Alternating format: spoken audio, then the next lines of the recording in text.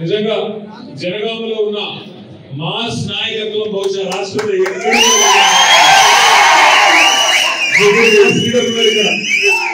ముగ్గురు మాస్ లీడర్లు ఉన్నారు. రాజన్న డబ్బు కొడితే ఇక దయాకర్ అయితే నేను చెప్పాల్సిన అవసరం లేదు. ఇప్పుడే చెప్తున్నాను, దయాకర్ గారికి ఇప్పుడే చెప్తున్నా, సూటిగా గుండెలు తాగే విధంగా అద్భుతంగా బ్రహ్మాండంగా మాట్లాడారు దయాకర్ గారు. వారి గురించి నేను కొత్తగా చెప్పాల్సిన అవసరం లేదు. ఇక మరి పల్లా రాజేశ్వర రెడ్డి గారు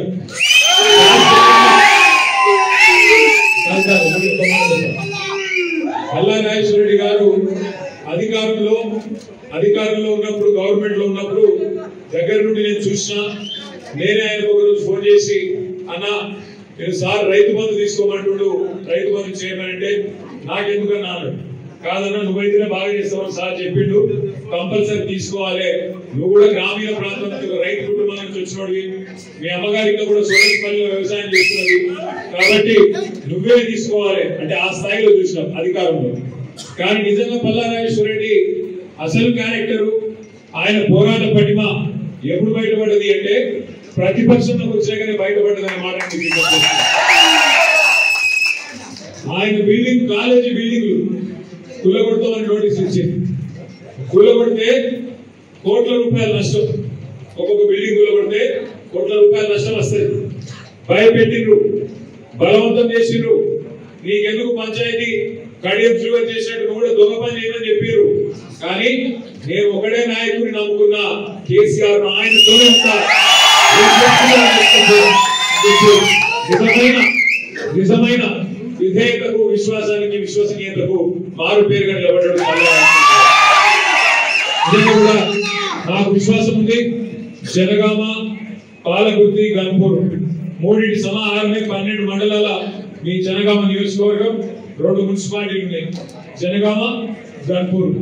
తప్పకుండా జనగామలో రేపు కేవలం సర్పంచ్ ఎన్నికలే కాదు, జిల్లా పరిషత్ కానీ, మండల పరిషత్ కానీ, మున్సిపాలిటీ కానీ ఎగిరేది గులాబీ జెండానే అని చెప్పి రేవంత్ రెడ్డి బీసీ రిజర్వేషన్ల విషయంలో కానీ, నువ్వు చెప్పిన ఇతర విషయాల్లో కానీ నీకు నీ పార్టీ చిత్తశుద్ధి ఉంటే, నీకు నీ పార్టీ కమిట్మెంట్ ఉంటే నువ్వు కూడా ప్రతిజ్ఞ చేసి అవసరమైతే పోరాటం చేయి. మేము కూడా తప్పకుండా నీకు సహకరిస్తాం. కానీ దొంగ మాటలు చెప్పకు, పచ్చి అబద్ధాలు చెప్పి గొంతు పోయేకు తడిగుడ్డతో. ఆలోచించండి, మీరు 42% రిజర్వేషన్ ఇస్తామని చెప్పారు. ఏది సర్పంచ్, ఎంపీటీసీ పదవులు మాత్రమే కాదు, జెడ్పీటీసీ కౌన్సిల్ పదవులు మాత్రమే కాదు, 42% విద్యలో చదువుకునే పిల్లలు, 42% కొలువులలో, ప్రభుత్వ కొలువులలో, ఉద్యోగాలలో ఇస్తామన్నారు. 42% ప్రభుత్వ కాంట్రాక్ట్లలో, మీరు ఊర్లలో చేసే వర్కులలో, సిసి రోడ్లలో, మోరీలలో కట్టే కమ్యూనిటీ హాల్లో అన్నిట్లో 42% బీసీలకు ఇస్తా అన్నాడు. బీసీ సబ్ ప్లాన్ పెడతా అన్నాడు. అట్లాగే బీసీ సోదరుల కోసం 5 ఏళ్లలో 1,00,000 కోట్ల బడ్జెట్ పెడతా అన్నాడు. సంవత్సరానికి 20,000 కోట్లు మీకే ఇస్తా అన్నాడు. ఎంపీసీలకు మంత్రిత్వ శాఖ పెడతా అన్నాడు. మోస్ట్ బ్యాక్వర్డ్ క్లాసెస్ కు అలాగే ప్రత్యేక మంత్రిత్వ శాఖ పెడతా అని చెప్పి నమ్మవలిగి ఇంకా చాలా చెప్పిండు. ముదిరాజులకు బీసీడీలకి ఏదో మారుస్తా, యాదవులకు డైరెక్ట్ ఖాతాలలో పైసలు ఇస్తా, పద్మశాలీలకు మీ జిల్లాలో కూడా, జనగామ జిల్లాలో కూడా మెగా పవర్ లూమ్ క్లస్టర్ పెడతా అని కులానికి ఒక మాట ఇచ్చిండు. ప్రతి కులానికి బీసీలలో మాట ఇచ్చిండు. ఒక్కటనే నిలబెట్టుకున్నాడు. 42% రిజర్వేషన్, 42% రిజర్వేషన్. ఒక మాట నేను అడుగుతున్నా, ఇక్కడ వచ్చిన మా బీసీ సోదరులు ఆలోచించాలని కోరుతున్నా. పల్లాన్న చెప్పిండు, దొడ్డి కుమరాయ పుట్టిన నేల, సర్వాయి పాపన జన్మించిన నేల, సాగలి ఐలమ్మ పుట్టిన గడ్డ ఈ జనగామ. మరి ఇక్కడ ఉన్న మా బీసీ అన్నదమ్ములు, బీసీ అక్కా చెల్లెలు ఆలోచన చేయాలి. 42% రిజర్వేషన్ ఇస్తా అని చెప్పిండు. సరే, ఇవాళనేమో కోర్టు ఆపింది డ్రామాలు చేస్తున్నాడు. సరే, రాజకీయ రిజర్వేషన్ ఒక నిమిషానికి కోర్టు ఆపింది అనుకుందాం. మరి మిగతా నీ చేతుల్లో ఉన్నాయి కదా, 1,00,000 కోట్ల బడ్జెట్ నీ చేతుల్లో ఉండే. 42% విద్యలో, కొలువులలో, ప్రభుత్వ కాంట్రాక్ట్లలో ఎవడా పీడి కోర్టు అయితే ఆపలేదు కదా, ఒక చిన్న కాగితం ఇస్తే అయిపోతుంది కదా. అట్లే ఇంకొక మాట నేను అడుగుతున్నా, మీరు ఆలోచన చేయండి. బీసీ సబ్ ప్లాన్ ఎందుకు పెట్టావు?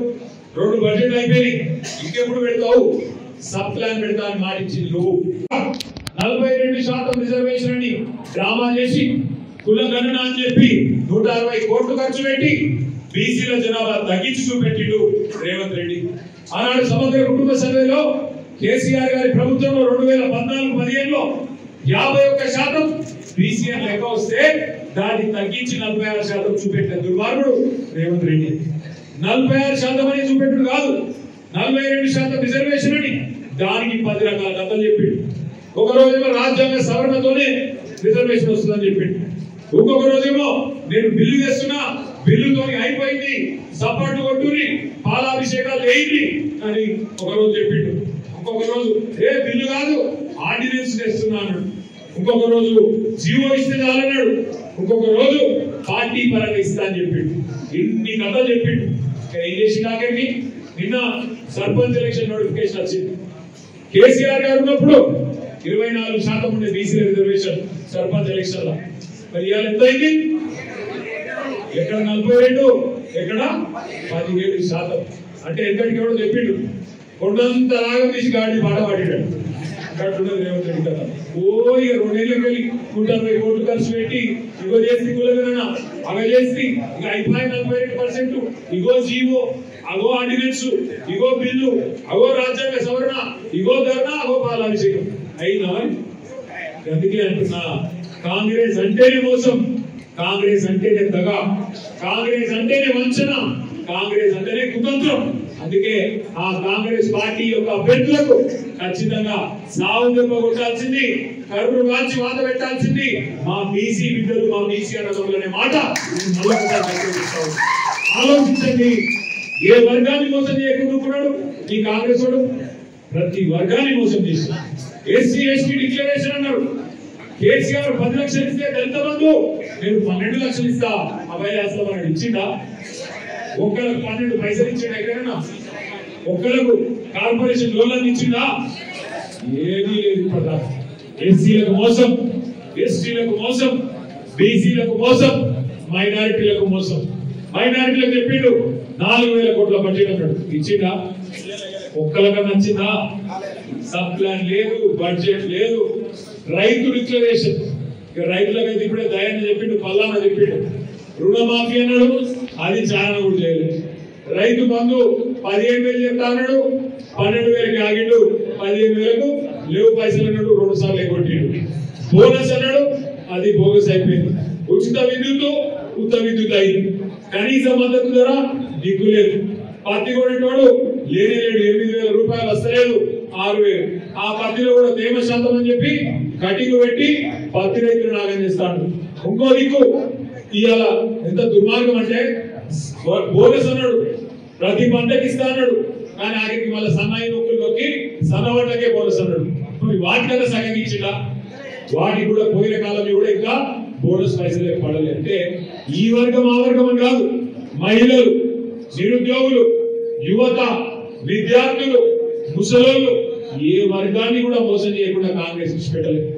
విద్యార్థులకు విద్యా భరోసా కార్డు 5 లక్షల కార్డు ఇస్తాడు, ఆడపిల్లలకు స్కూటీలు ఇస్తాడు, పిహెచ్డి చదువుకుంటే 5 లక్షలు, పోస్ట్ గ్రాడ్యుయేషన్ చేస్తే 1,00,000, డిగ్రీ చేస్తే 50,000, ఇంటర్మీడియట్ చదివితే 10,000 వచ్చినాయి. ఎవరికైనా ఏది లేదు. సంవత్సరంలో 2 లక్షల ఉద్యోగాలు ఇస్తాడు, మొదటి సంవత్సరంలో వచ్చినాయా? ఏది లేదు.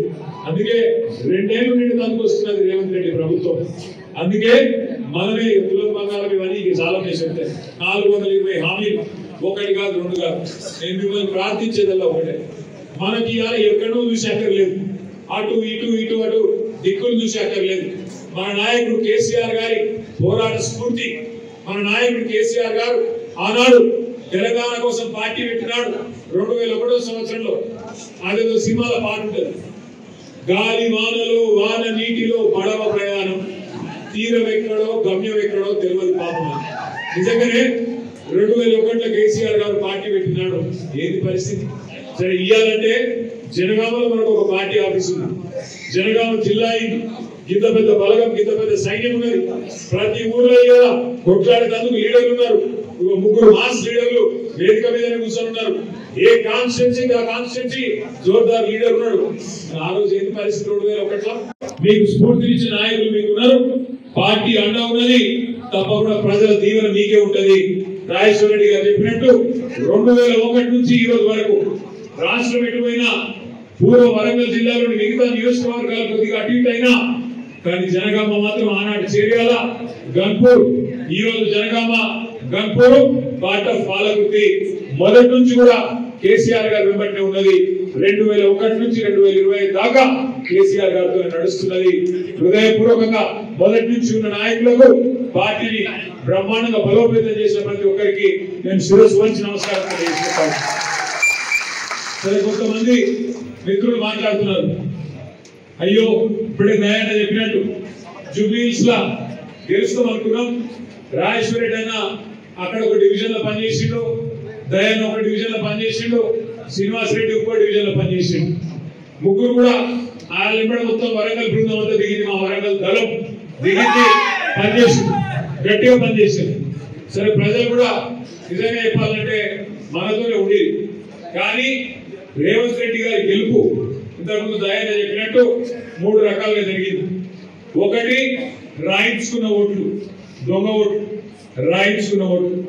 రెండోది వేయించుకున్న ఓట్లు, ఏది ఆటోలలో తెచ్చుకొని వాటి పోలీసులను అడ్డం పెట్టుకొని పక్క కాన్స్టిట్యూన్సీలోకి వెళ్ళి తెచ్చుకొని వేయించుకున్న దొంగ ఓట్లు. మూడోది కొనుక్కున్న ఓట్లు. రాయించిన ఓట్లు, వేయించిన ఓట్లు, కొనుక్కున్న ఓట్లతో గెలిచిన గెలుపు అని నేనైతే అనుకుంటలేను, జూబ్లీహిల్స్ ప్రజలు కూడా అనుకుంటలేరనే నేను కూడా అనుకుంటా ఉన్నా. ఒక మాట మాత్రం పక్క, సరే ఒక ఉప ఎన్నిక కాబట్టి ఏదో కింద పడి మీద పడి మరి మీరు చూసి ఎట్లా ఉడికించిన వాళ్ళు చూసి కదా. ముఖ్యమంత్రి అనేటోడు వారం రోజులు తీరు, ఉప ఎన్నిక వారం రోజులు కాలికి బల్బం పెట్టుకొని ఆఖరి యూసు కూడా గలీలలో తిరిగి పాదయాత్ర చేస్తుంది. రెండోది ఒక దెబ్బకు ఒక మాటకు ఇవాళ ఒక మైనారిటీకి మంత్రి పదవి కూడా వచ్చింది. అదారు ఒకరు మంత్రి చేసినాం, ముఖ్యమంత్రికి ముచ్చట్లు పట్టించినాం, మంత్రివర్గం మొత్తం ఆఖరికి ఎలక్షన్ జరిగే రోజు కూడా డిప్యూటీ సీఎం బట్టి విక్రమార్క గల్లీలో తిరుగుతున్నాడు జూబ్లీహిల్స్. ఒక పరిస్థితి ఇచ్చినాం కాంగ్రెస్ పార్టీ. ఏది 2 ఏళ్ళు తిరగకుండానే చెమటలు పట్టినాయి. 2 ఏళ్ళు తిరగకుండానే ఓడిపోతామేమో అనే భయంతో గడగడ వంచిపోయి ఇవాళ గెలిచినప్పుడు సాగు తప్పి కన్ను పెట్టమని చెప్పి లోపల గుర్తుకుంటారు. నేను ఒక్క మాట మీద ఆలోచించుకొని కోరుతున్నాను, ఈ గెలుపు నిజమైన గెలుపు అయితే వాపు మాత్రమే నేనంటున్నా, నిజంగానే బలుపు అయితే రేవంత్ రెడ్డి మరి 10 మంది ఎమ్మెల్యేలతో రాజీనామా చేయించే దమ్ముందా? పార్టీ వారిని 10 మంది ఎమ్మెల్యేలతో రాజీనామా చేయించి ఎలక్షన్ వచ్చే దమ్ము రేవంత్ రెడ్డికి ఉందా? లేదు. ఎందుకంటే ఆయన కూడా ఏదో ఒకటి కాబట్టి కింద మీద పడి దొంగతో నడిపించింది. పన్నెండు ఎట్లయితే అవి కాదు కదా. ఇప్పుడు వరంగల్ అనుకో, మీరు ముందే వరంగల్ మా తెలుసు గన్పూర్లో పెట్టిరనుకో, ఎర్రగా కాల్చి అర్థమైందా? ఒక గంట ఉంటుంది కాబట్టి భయపడతాను. పెద్ద మాటలు, పెద్ద నీతులు శబ్దానికి చాలా గొప్పని నీతులు, క్యారెక్టర్, కమిట్మెంట్, గడ్డి గుడ్డు క్యారెక్టర్, కమిట్మెంట్. ఒక పార్టీలో గెలిచి ఇంకో పార్టీలో కూడా క్యారెక్టరా? రాజీనామా చేయకుండా, సిగ్గు లేకుండా పదవి పట్టుకొని సూరు పట్టుకొని గబ్బిల మీద అన్నట్టు ఏలాడు క్యారెక్టరా? ఏది క్యారెక్టర్? దమ్ముంటే నిజంగా నిజాయితీ ఉంటే, క్యారెక్టర్ ఉంటే రాజీనామా చేసి స్టేషన్ కనుకుంటున్నా. లేకుండా మానం లేకుండా ఈ వయస్సులో ఆ దిగుమాన ఒక ఎమ్మెల్యే పదవి కోసం గబ్బిలం మీద సూరు పట్టుకొని ఎలాంటినట్టు కళ్ళు మూసుకొని సిగ్గు లేకుండా మాటలు మాట్లాడుతాడు. క్యారెక్టర్, కమిట్మెంట్, చిత్తశుద్ధి, గడ్డి గుడ్డు ఏదో చెప్తారు ప్రజలు. ఒక్క మాట నేను ఒక విజ్ఞప్తి చేస్తా ఉన్నా మీకు, నిజంగానే రేవంత్ రెడ్డి ప్రభుత్వం ఏదో పీకి పని చేసింది అనుకున్నాం. ఒక విషయం, 2 ఏళ్లలో 1 కోటి మంది మహిళలు కోటీశ్వరులు చేస్తా అన్నాడు. 1 కోటి మంది మహిళలు కోటీశ్వరులు చేస్తారు. సీర పెట్టే ముఖం మీద బతుకమ్మ కానీ 1 కోటి మంది కోటీశ్వరులు చేస్తారు. కూర్చో రాయి తినోడు ఎట్టే రాయి తింటాడు. ఒక మాటలు ఒక్కటే కాదు, మీరు ఆలోచన చేయండి. నెలకు 2,500 ఇస్తా, 100 రోజుల లోపల ఇస్తాడు. ఇచ్చిందా? 2,500 లేదు. ముసలిలకు 4,000 పెన్షన్ లేదు, వికలాంగులకు 6,000 పెన్షన్ లేదు, ఆ తులం బంగారం లేదు. ఏది ఇచ్చినప్పటికీ 6 గ్యారెంటీలలో ఒకటి ఫ్రీ బస్సు. అదే ఫ్రీ బస్సు. ఆడ ఆడలో ఫ్రీ అట, ఆడలో ఫ్రీ, మగవాళ్ళు డబుల్ టికెట్. ఈసోటి కథలు రేవంత్ రెడ్డి మాత్రమే చేస్తారు, కాంగ్రెస్ మాత్రమే చేస్తారు. ఇవాళ కాకపోతే సందర్భం రేవంత్ రెడ్డి కాంగ్రెస్ ప్రభుత్వం కాదు, సందర్భం మన నాయకుడు పెద్దలు కేసీఆర్ గారు ఆనాడు సాగు నోట్లో తలబెట్టి తెలంగాణ తెచ్చిన సందర్భం ఈ దీక్షా దివస్. సరిగ్గా 16 ఏళ్ల కిందట 2009 నవంబర్ మాసంలో కేసీఆర్ గారు ఒక ప్రతిజ్ఞ చేసింది. కేసీఆర్ సచ్చుడో తెలంగాణ వచ్చుడో, కేసీఆర్ శివయాత్రనో తెలంగాణ జైత్రయాత్రనో ఏదో ఒకటి జరగాలను. నాయకుడు అంటే కమిట్మెంట్ అంటే ఎట్లుంటదంటే, ఇప్పుడు మన రేవంత్ రెడ్డి బీసీ రిజర్వేషన్ల కోసం ధర్నా చేస్తున్నా ఢిల్లీకి పోతున్నా అన్నాడు. పోయిండు, ధర్నా చేసినట్టు డ్రామా చేసిండు, మళ్ళీ తెల్లారే ఉత్తర పడ్డాడు, మళ్ళీ పత్తలేదు. అప్పటి నుంచి బీసీ రిజర్వేషన్లు వచ్చట్లేదు, దాని గురించి మళ్ళీ వేస్తాను. నాయకుడు అంటే ఎట్లుంటదంటే, కేసీఆర్ గారు ఒక మాట చెప్పిండు, నేను ఆంధ్రప్రదేశ్ నుంచి ఢిల్లీకి పోతున్నా, తిరిగి కాలు మళ్ళా తెలంగాణలోనే పెడతా అని చెప్పి పోయిండు. పార్టీ పెట్టి ఈ గులాబీ జెండాను పరిచయం చేసి తెలంగాణ వస్తుందో రాదో అనే పరిస్థితి నుంచి ఎట్లా రాదు తెలంగాణ అని చెప్పి గల్లా వట్టి కేంద్ర ప్రభుత్వం మెడలు వంచి తన ఆమరణ దీక్షతో ఢిల్లీ మెడలు వంచి తెచ్చిన మగాడు మన నాయకుడు కేసీఆర్. కేసీఆర్ మనకున్నాడు, కేసీఆర్ పోరాట స్ఫూర్తి మన కన్నం గట్టి ఉన్నది. మరి ఢిల్లీ మెడల్ వచ్చి రాష్ట్రమే తెచ్చిన వాళ్ళం గల్లీలో ఉండే 3 ఫుట్ బుడరకాం కానీ కొట్టలేవా? తిప్పి కొడితే 3 ఫీట్లు, తిప్పి కొడితే 3 ఫీట్లు, కానీ మాటలేమో తీసుమారు కానీ మాట ఉన్నదేమో 3 ఫీట్లు. అందుకే నేను అంటున్నా, పేద కష్టమే కాదు, టైం వస్తుంది, దేనికైనా టైం వస్తుంది, తొందరపడాలి. ఎందుకంటే చీకటిని చూస్తేనే వెలుగు విలువ తెలుస్తుంది, చీకటిని చూస్తేనే వెలుగు విలువ తెలుస్తుంది, కష్టం అనుభవిస్తేనే సుఖం విలువ కూడా తెలుస్తుంది, గాడిని చూసినాకనే గుర్రం విలువ కూడా తెలుస్తుంది. అర్థమైందా? అందుకే కాంగ్రెస్ రావాలి, ఒకసారి వస్తేనే ఇంకొక 20 ఏళ్ళు గులాబీ జెండా తప్ప ఒక మాట ఆలోచన చేయండి. సరే, ఇప్పుడు తాత్కాలికంగా మనకు ఉండొచ్చు, ఇప్పుడే పల్లానా చెప్పిండు, వాళ్ళు పోయి గాడిదని గుర్తొచ్చింది. ఈ మంత్రుల కంటే గాడిలోకి ఇచ్చిందేమని పోయి దరఖాస్తు ఇచ్చిన పిల్లలు. తప్పేముందో నాకు అర్థం, తప్పేమున్నది, వీళ్ళకి చెప్పినా గోడకు చెప్పినా ఒకటే. కాబట్టి ఆయన పోయి గాడికి ఇచ్చారు వినతి. ఎందుకంటే వీళ్ళు దాంతో సమానం, అది గాడులు బాధపడితే ఏమన్నా వీళ్ళకి వచ్చింది. దానికి కేసులు ఒకటి కాదు, 2 కాదు, 2 ఏళ్ళ నుంచి ఒకటే కాసేపు, ఇగో కేసీఆర్ అరెదిస్తారు, ఇగో కేటీఆర్ అరెదిస్తారు, ఇగో ఈ కేసులు నూపుతారు, గా కేసులు నూపుతారు. 2 ఏళ్ళ నుంచి చెప్తారు రారా కొడుకాని. ఏం చేసిండు, ఏం చేయగలుగుతాడు? మనం చేసిన తప్పే. కేసీఆర్ గారు జనగామ నీళ్ళు ఇచ్చుడు ఆయన చేసిన తప్ప, 24 గంటల కరెంట్ రైతులకు ఇచ్చుడు తప్ప, 73,000 కోట్ల రూపాయలు రైతుల ఖాతాల్లో రైతు బంధు రూపంలో వేసుడు తప్ప, 30,000 కోట్ల రూపాయలు రుణమాఫీ చేసుడు తప్ప, రైతులకు పండించిన పంటకు మద్దతు ధర ఇచ్చుడు తప్ప, జనగామ జిల్లా చేసుడు తప్ప, వెనుకబడ్డ జనగామలో ఇవాళ సస్యశ్యామలమైన పొలాలు చూసే అవకాశం మీకు ఇచ్చుడు తప్ప, జనగామలో మెడికల్ కాలేజ్ పెట్టుడు కేసీఆర్ తప్ప, జనగామలో నర్సింగ్ కాలేజ్ పెట్టుడు కేసీఆర్ తప్ప, జనగామను జిల్లా కేంద్రం చేసి మీరు వరంగల్ పోయే అవసరం లేకుండా కలెక్టర్, ఎస్పీ, జిల్లా అధికారులు మీ కళ్ళ ముంగట ఆలీషాన్ జనగామ కలెక్టరేట్ లో కూర్చోబెట్టి తప్ప ఎందుకు తప్పు చేసి కేసీఆర్? ఎక్కడ తప్పు చేసాడు? బ్రహ్మాండంగా పరిపాలించాడు. అక్కడక్కడ మన ఎమ్మెల్యేలు కొంతేమన్నా చిన్న చిన్న వాళ్ళ మీద కోపం ఉంటే అది కొద్దిగా కొట్టింది మనం తప్ప, కేసీఆర్ గారి మీద ప్రజలు ఎక్కడ కోపం లేదే లేదు. ఉండొచ్చు ఆడలో ఈడలో చిన్న చిన్న తప్పులు జరగచ్చు, కాదంటారు. కానీ ఇలా ప్రజలకు అర్థమైంది, ప్రజలకు మొత్తం అర్థమైంది, ఏం పోగొట్టుకున్నాం అర్థమైంది. నేను చూస్తున్నా ఆ పాలకుర్తిలో ఉండే చాలా మంది మాట్లాడుతున్నారు, ఆ వీడియోలు తిరుగుతున్నాయి. దానికన్నా ఇంకోటిగా తిరుగుతూనే ఉంటాడు అల్లవాడి. ఆడ మన యూరియా బస్తాలకు ప్రజలు బాధపడుతుంటే తిరుగుతున్నాడు. నేను చూసిన ఎవరో ఒక రైతు వచ్చి చెప్తున్నాడు, ఆయన అన్నా యూరియా బస్తాలు దొరుకుతలేవే అన్న ఏమడికి దొరికేనా ఎవరో బుద్ధిగా ఉంటుంది. నేను చూసిన ముసి నవ్వుకుంటే ఎవరో బుద్ధిలో అంటే దండ పెడితేనే వాళ్ళకి గుర్తు దగ్గర మాట్లాడుతున్నా